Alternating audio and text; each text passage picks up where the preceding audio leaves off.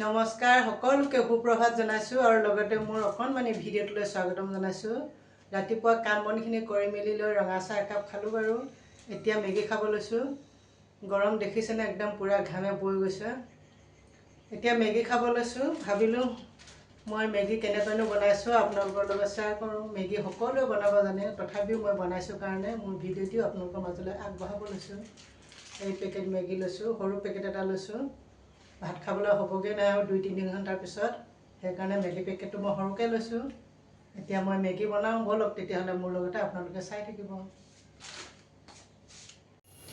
মেগীখিনি বনাবৰ কাৰণে মই এনেকৈ সৰুকৈ এটা চচ পাতি লৈছোঁ, টিকলা চচ। ইয়াতে মই প্ৰথমত মেগীখিনি বইল কৰি ল'ম। মেগীখিনি বইল কৰিবৰ কাৰণে মই এনেকৈ সৰু সৰুকৈ টুকুৰা টুকুৰাকৈ ভাঙি লৈছোঁ। দীঘল দীঘল হৈ থাকিলে মোৰ বেয়া লাগে, সেয়েহে মই এনেকৈ সদায় ভাঙি মেলি অলপ গুড়া কৰি লওঁ। এইখিনি এতিয়া মই বইল কৰি ল'ম। এনেকৈ ভাঙি মেলি এতিয়া চচটোতে উলিয়াই দিছোঁ। আপোনালোকে কোনে কোনে এনেকৈ মেগী ভাঙি মেলি খাই ক'বচোন দেই কমেণ্টত। মই কিন্তু এনেকৈ ভাঙি ভাঙি বনালে ভাল লাগে। দীঘল দীঘল হৈ থাকিলে মোৰ বেলেগ কিবা কিবিহে মনত পৰে দেখোন। এতিয়া এইখিনি উতলিবলৈ দিছোঁ, তাৰপাছতে মই ভাজিম। মেগীখিনি বইল হৈ থাকে মানে সৰুকৈ এখন কেৰাহী পাতি লৈ তেল দিলোঁ। তেলখিনি গৰম হোৱাৰ পিছতে মই এতিয়া ইয়াতে সৰু সৰু চাই আলু দুটা ফ্ৰাই কৰি লৈছোঁ। পিঁয়াজ নিদিয়াকৈ মই আলু ফ্ৰাই কৰিছোঁ তেলত।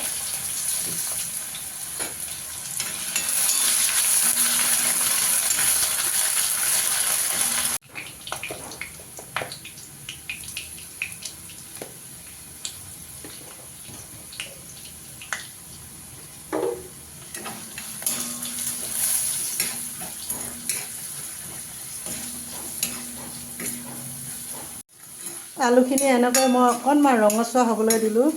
তেলতে পূৰা ফ্ৰাই কৰি সিজিবলৈ দিলোঁ। এতিয়া মই ইয়াতে কণী দুটা ভাঙি দিওঁ। কণী এনেকৈ ভাঙি দিছোঁ। কৃষ্ণ, বেয়া কণী নোলাবা দেই।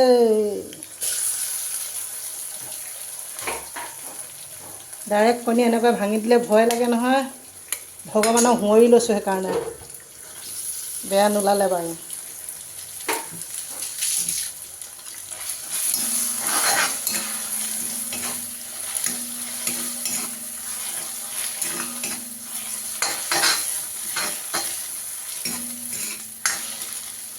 এতিয়া ইয়াতে মই এনেকৈ বইল কৰি মেলি লোৱা মেগীখিনি দি দিছোঁ। মেগীখিনি অলপ পানী পানী কৰি লৈছোঁ, নহ'লে আকৌ শুকান হয় নহয়। শুকান হ'লেও খাবলৈ বেয়া লাগে দেখোন। অলপ জেকা জেকা টাইপৰ হৈ থাকিলে খাই ভাল লাগে নহয়নে মেগী। একেবাৰে শেষত ইয়াত মেগী মছলাটো দি দিছোঁ। মেগী পেকেটটোত যিহেতু মছলা থাকেই, সেইকাৰণে মই অন্য মছলা ব্যৱহাৰ কৰা নাই। একেবাৰে শেষত এনেকৈ মই মেগীখিনিতে কেঁচা জলকীয়া 3টা কাটি মেলি দি দিছোঁ। অকণমান কাটি কাটি দি দিছোঁ। 2 মিনিটমান থোৱাৰ পিছতে মই মেগীখিনি নমাই দিম। জলকীয়াকেইটা পিছে শেষত দিছোঁ নহয়, সেইকাৰণে অকণমান সময় থ'ব লাগিব। এতিয়া মোৰ মেগীখিনি বনাই মেলি হৈ গ'ল। এইখিনি মেগীখিনি মই ভাঙি মেলি বনোৱাৰ কাৰণে মোৰ কাটা চামুচৰ প্ৰয়োজন নাই। এনেকুৱা চামুচে এতিয়া খাব পাৰিম। সেইটো এটা সুবিধা হৈ গৈছে মোৰ। দীঘল দীঘলকৈ এনেকৈ খাওঁতে আকৌ কেতিয়াবা ওলমি গাতে পৰে নহয়, হয়নে? আৰু কোনে কোনে এনেকৈ ভাঙি ভাঙি খাই, কোনোবাই যদি খোৱা নাই এনেকৈ ভাঙি বনাব দেখিছে নাই? এতিয়া আৰামত এনেকৈ খাব পাৰি চামুচে। কাটা চামুচ প্ৰয়োজন নাই।